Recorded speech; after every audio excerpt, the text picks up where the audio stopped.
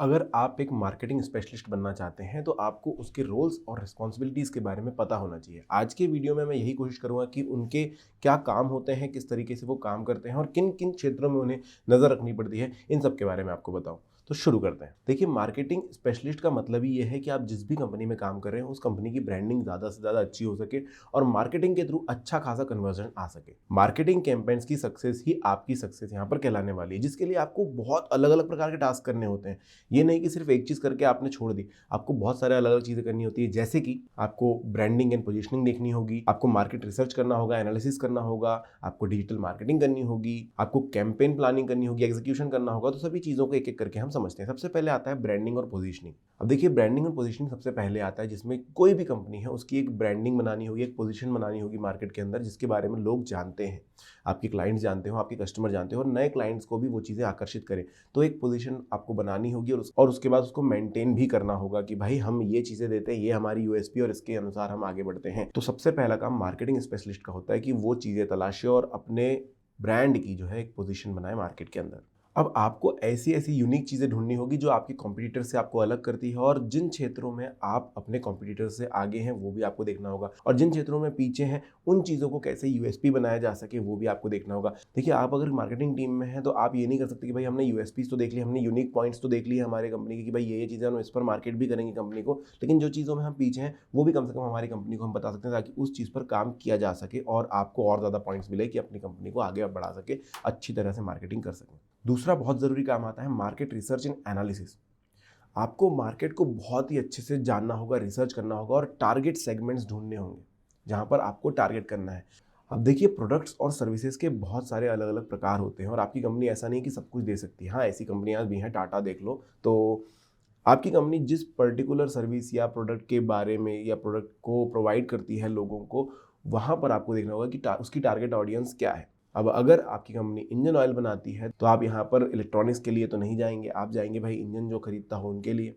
तो इस तरीके से आपको टारगेट सेगमेंट देखने होंगे, आपको रिसर्च करनी होगी और वो लोग किस तरीके का मार्केटिंग उन लोगों को पसंद आएगा, कैसे आप उन तक पहुँच सकते हैं, ये सारी रिसर्च आपको करनी होगी, एनालाइज करना होगा। और अलग अलग एक्सपेरिमेंट करके भी आपको चेक करना होता है कि भाई किस तरीके से आप उन तक पहुँच सकते हैं। इस एनालिसिस के लिए आपको हर समय मार्केट ट्रेंड से वाकिफ रहना होगा कि भाई ट्रेंड किस तरफ जा रहा है, हमारे कंज्यूमर्स का बिहेवियर कैसा है, वो किस तरीके का प्रोडक्ट पसंद करते हैं, उसके अनुसार आपको जो है मार्केटिंग करनी होगी।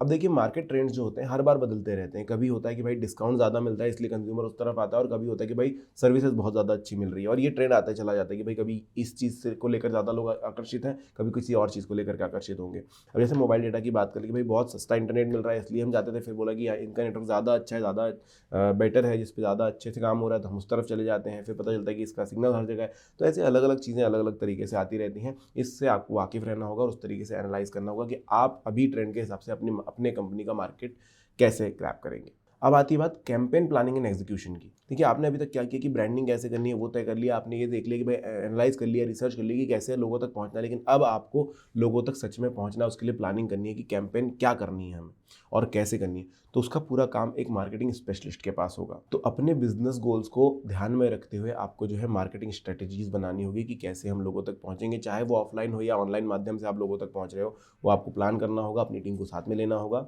और जितने भी चैनल से आप मार्केटिंग कर सकते हैं अपने प्रोडक्ट की, आपने एनालाइज किया तो आपको पता है कि ऑफलाइन हम किन किन लोकेशंस पे जा सकते हैं, किन जगहों पर जा सकते हैं, किस तरीके से बैनर या पोस्टर के माध्यम से पहुंच सकते हैं, और ऑनलाइन हम किन किन प्लेटफॉर्म से किन किन चैनल्स का इस्तेमाल कर सकते हैं, चाहे वो ईमेल के थ्रू हो या फिर एसएमएस कर रहे हो या फिर आप सोशल मीडिया का सहारा ले रहे हो, किस तरीके से लोगों तक पहुंच सकते हैं, ये आपको यहाँ पर डिसाइड करना होगा और एग्जीक्यूट भी करना होगा। अब आजकल जो सबसे ज़्यादा चलता है वो है डिजिटल मार्केटिंग, क्योंकि यहाँ पर आप लोगों तक बहुत ही इजीली पहुँच पाते हैं। लोग सभी अपने डिवाइसेस में होते हैं जो कि इजीली आप उन्हें पकड़ सकते हैं कि भाई इंस्टाग्राम हर कोई चला रहा है, ट्विटर हर कोई चला रहा है, तो आप उसके माध्यम से भी अपनी ब्रांडिंग कर सकते हैं। और इसके लिए आपको क्या करना पड़ेगा, इसके लिए आपको कंटेंट राइटिंग क्रिएशन करना होगा। तो इसके लिए आपको एक टीम बनानी होगी। अब आप मार्केटिंग स्पेशलिस्ट हैं तो आपको ऐसे लोगों से मिलना जुलना होगा, ऐसे लोगों को हायर करना होगा या ढूंढना होगा जो आपके लिए काम करेंगे। अब इसमें भी दो तरीका होता है। एक होता है कि भाई आप किसी बड़े सेलिब्रिटी के साथ आप जाकर के मार्केटिंग करते हैं, या फिर आप खुद अपना कुछ करने की कोशिश करते हैं, अपना एक ऐड तैयार करते हैं। तो वो आपके ऊपर है, वो आपको स्ट्रेटेजी तैयार करनी होगी और उस तरीके से आपको जाना होगा। अब क्योंकि आप एक मार्केटिंग स्पेशलिस्ट हैं तो आपको ध्यान देना होगा कि किस तरीके से लोगों तक बातें पहुंचाई जाएगी। तो क्या कंटेंट होना चाहिए, ईमेल का क्या कंटेंट होना चाहिए, आपके एडवर्टाइजमेंट का, वो सारी चीज़ें आपको यहाँ पर देखनी होगी। इसके बाद आती है डिजिटल मार्केटिंग। अब डिजिटल मार्केटिंग में आपको देखना है कि किन चैनल्स का आप सबसे ज़्यादा इस्तेमाल कर सकते हैं ज़्यादातर लोगों तक पहुँचने के लिए, अपने प्रोडक्ट की अच्छी मार्केटिंग करने के लिए, और उन सभी को आपको यूज़ करना है। अब इसके लिए आप तरह तरह की डिजिटल मार्केटिंग स्ट्रेटेजी जैसे कि एसईओ हो गया, एसईएम हो गया, ये सारी चीज़ों का इस्तेमाल आप कर सकते हैं।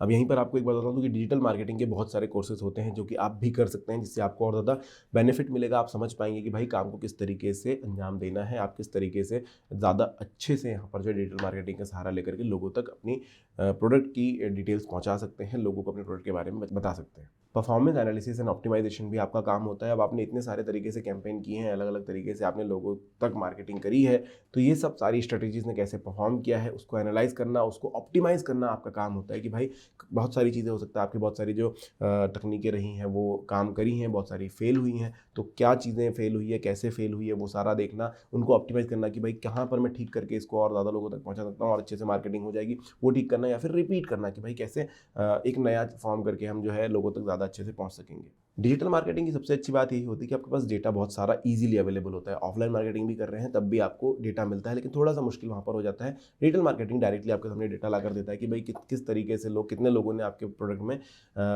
इंटरेस्ट दिखाया है। तो ये सब डेटा आपको कलेक्ट करके आपको अपने मार्केटिंग स्ट्रेटेजीज को और अच्छे से ऑप्टिमाइज करना है और ज़्यादा अच्छे से अपनी मार्केटिंग को निखारना है, ताकि आपकी ब्रांड की वैल्यू बनी रहे या और अच्छी बनती जाए। और लास्टली कोलैबोरेशन एंड कम्युनिकेशन, ये बहुत ज़्यादा ज़रूरी होता है, क्योंकि आप एक ऐसी पोजीशन पर हैं जहाँ पर आपकी बहुत सारी अलग अलग टीम है, आप बहुत सारे काम एक साथ कर रहे हैं जिसमें बहुत सारी अलग अलग टीम है।